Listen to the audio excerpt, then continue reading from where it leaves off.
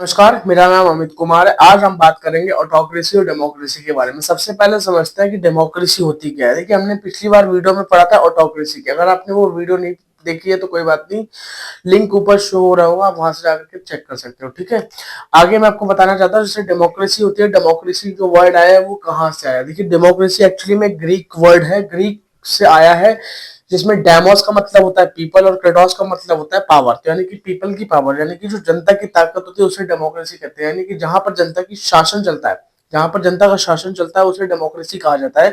अगले मीनिंग में समझते हैं। Democracy is a form of government in which people have the authority to deliver and the vote for the president. यानी कि जो प्रेसिडेंट है, जो उस देश का प्रेसिडेंट है, उसको नियुक्त करने के लिए हमें वोटिंग करनी पड़े, उसे कहते हैं डेमोक्रेसी। ओके, यहाँ पर दूसरी बात क्या लिखी, this allows to citizen to decide now their country और कम्युनिटी विल बी रन। यानी कि जो कंट्री है उसको कौन रन करेगा, पीपल रन करेगा, वो अपने अकॉर्डिंगली रन कर सकती है। तीसरी स्टेटमेंट क्या कहता है उसको भी देखते हैं। देखिए, state with democratic government guarantee fundamental individual rights and ensure a range of personal freedom. देखिए, यहाँ पर बोला गया है कि डेमोक्रेसी में जनता का शासन है, तो जनता के लिए फ्रीडम की भी बात वहां पे की जा रही है, और वो इंश्योर किया जाता है कि उनका जो रेंज ऑफ फ्रीडम है वो एक तरह से सीमित रहे, और अगर रेंज ऑफ फ्रीडम है तो वो होना भी चाहिए। जैसे कि हमारे यहाँ पे होते फंडामेंटल राइट से रिलेटेड। आगे हम समझते हैं कि जैसे डेमोक्रेसी में, democracy means of the people, by the people, to the people और फॉर द पीपल। यानी कि जनता के लिए, जनता के द्वारा, जनता के साथ, इस तरीके से होता ही है। आगे समझते हैं कि डेमोक्रेसी के दो काइंड होते हैं। पहला होता है आपका डायरेक्ट डेमोक्रेसी, और दूसरा होता है आपका इनडायरेक्ट डेमोक्रेसी। देखिए, डायरेक्ट डेमोक्रेसी क्या होती है। डायरेक्ट डेमोक्रेसी होती है system which the people hold sovereignty and make decision direct. पहली चीज, जो पीपल है, यानी कि जो डेमोक्रेसी है, उसको चलाने के लिए क्या करना पड़ेगा आपको, आपको ये समझना है कि जहां पर पीपल है, समझिए डायरेक्ट है, और वो पीपल क्या कर रहा है, वो जो गवर्नमेंट है, यानी कि जो देश है, उसे डायरेक्ट चला रहा है बिना किसी रिप्रेजेंटेटिव के, उसे कहते हैं डायरेक्ट डेमोक्रेसी। दूसरा होता है इनडायरेक्ट डेमोक्रेसी। इनडायरेक्ट डेमोक्रेसी में क्या होता है कि जो पीपल है उसने अपने रिप्रेजेंटेटिव नियुक्त कर दिया, और वो पूरे के पूरे देश को चला रहा है। एग्जाम्पल से समझते हैं, जैसे कि आपके सामने ये पीपल है, यानी कि जनता है। जनता ने क्या किया, एक तो डायरेक्ट शासन कर लिया, पार्लियामेंट में जाकर के बैठ के वो सारा का सारा कानून बना रहे हैं और खुद पे खुद चल रहे हैं। ठीक है, कोई दिक्कत नहीं। दूसरा तरीका क्या होता है कि इसे कहते हैं डायरेक्ट डेमोक्रेसी, और दूसरा तरीका होता है कि उसने अपने रिप्रेजेंटेटिव अलॉट कर दिया, और वो रिप्रेजेंटेटिव क्या कर रहा है, वो पूरे देश को चला रहा है। कहां से बैठ के, पार्लियामेंट से। आई होप कि आपको एग्जाम्पल समझ में आ गया होगा। आगे समझते हैं इसका कुछ एडवांटेज और डिसएडवांटेज।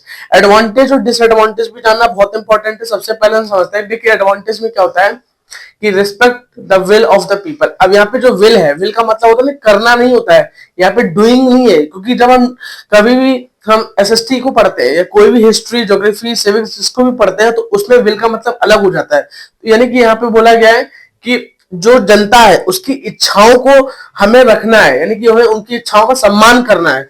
दूसरा एग्जांपल यहाँ पे क्या दिया गया है कि स्लो डिसीजन मेकिंग है, यानी कि जो उसका नेगेटिव पॉइंट है डेमोक्रेसी का, वो क्या है कि वो स्लो डिसीजन लेते हैं, जल्दी डिसीजन नहीं ले पाते। अगर कोई इमरजेंसी कंडीशन आती है तो उसमें भी कई सारे लॉस के अगेंस्ट जाकर के आप कोई डिसीजन नहीं ले सकते हो।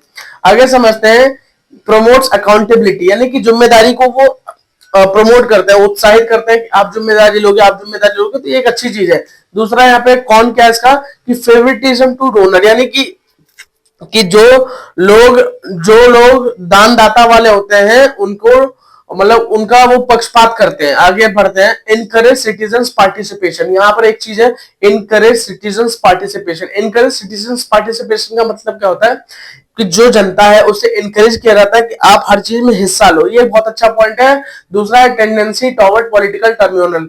हाँ, वही चीज है कि पॉलिटिकल इंटरफेरेंस ज्यादा होता है हर चीज में, कोई भी चीज में, यानी कि जो उथल पुथल होती है वो पॉलिटिकली ज्यादा रहती है। अगर कोई भी चीज गलत होती है तो वहां पर एक लेफ्टिस्ट और राइटिस्ट चीजों को भी समझा जाता है।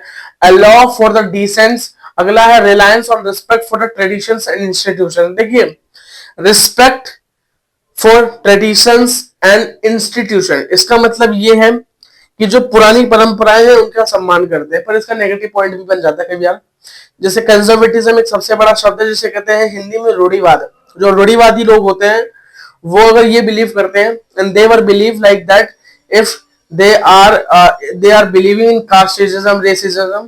So if you are going to the someone those who are those who are feeling as I'm the higher than you, so this is called conservatism, कि अगर आप उस चीज को चेंज करना चाहते हैं पर वो चेंज तो हो रही है पर वो बहुत धीरे धीरे हो रही है। तो यहाँ पे एक चीज बोला जाता है रिलायंस ऑन रिस्पेक्ट, यानी कि वही चीज है कि जो पुरानी परंपराएं हैं और जो पुरानी लाइक संस्थाएं हैं उनका सम्मान करना। कई बार इसका नेगेटिव पॉइंट भी बन जाता है। आगे बनते हैं ऑफ्टन रिस्पेक्ट माइनॉरिटीज। देखिए माइनॉरिटीज का मतलब ये होता है जैसे हिंदूज हमारे भारत देश में सबसे मेजोरिटी पे है, सबसे मेजोरिटी में, अगर लेकिन दुनिया के लेवल पे देखें तो वहां पे माइनॉरिटी है, सबसे कम हिंदूज हैं।